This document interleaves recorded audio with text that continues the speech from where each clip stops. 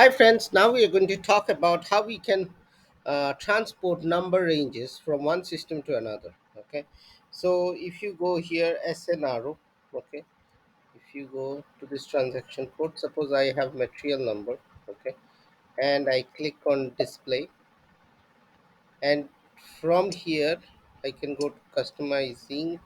I can go here, click on this, and now I'll go into intervals. Now, if I select this, I can click on transport. The moment I hit transport, it will say in the target system the existing.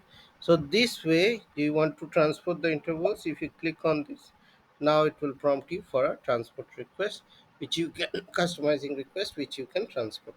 So this way you can transport the customer.